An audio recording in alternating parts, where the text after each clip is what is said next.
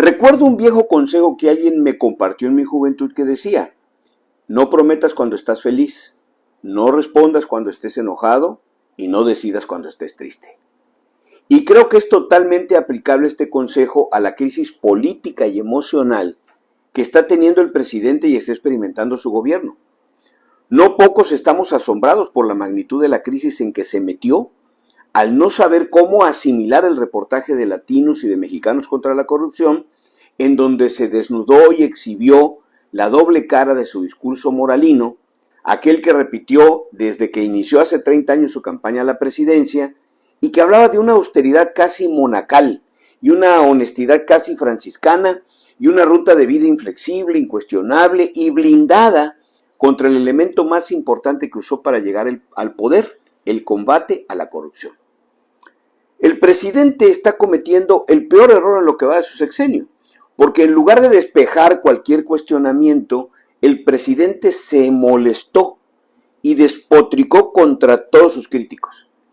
Este presidente, cuyo gobierno reservó como información clasificada de seguridad nacional el Tren Maya, Dos Bocas, las vacunas, las compras de medicinas y los segundos pisos, que encabeza el gobierno menos transparente de la historia, ahora le exige que sus críticos como Loret, López Dóriga, Aristegui, Kraus y Aguilar Camín transparenten sus ingresos y propiedades. Su respuesta a la crítica no ha sido desmentir lo dicho, sino poner en duda la honorabilidad de quien expone los errores o corruptelas de su gobierno y su familia. En suma, el presidente perdió la cabeza con el reportaje de su hijo José Ramón López. Usó información que le hicieron llegar, dice, y que detalla supuestos montos de dinero que hacen pensar que más bien hizo uso ilegal del SAT para obtener información y atacar con ello a un ciudadano privado violando la Constitución, el Código Fiscal y otro poco de leyes. Sin embargo, el manejo mediático e informativo del tema no han hecho más que abrir más preguntas sobre otros posibles conflictos de interés, ya no con Baker Hughes, la empresa petrolera, sino también ahora con las empresas de Daniel Chávez de Vidanta, supuesta empleadora del hijo del presidente. Al exhibir supuestos datos financieros de un ciudadano privado y al responder con la información laboral de José Ramón López Beltrán, lo que hicieron fue generar una mayor crisis y escalaron el conflicto casi en un tono bélico. Ahora sí que les pasó como a los novatos que prenden un fuego, ¿no? Y queriendo apagarlo, incendiaron el bosque. En las redes sociales se abrió un ring de lucha y de posiciones el fin de semana.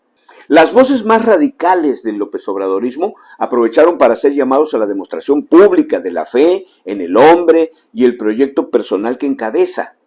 En ellos se involucraron los propios gobernadores en un desplegado que lo que trata de reafirmar es quiénes están definidos a muerte y quiénes están realmente a pesar de todo con la 4T.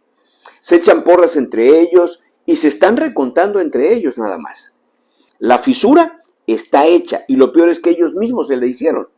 En las 3 elecciones que participó a la presidencia, Andrés Manuel mantuvo la misma premisa y promesa: primero los pobres y lucha contra la corrupción.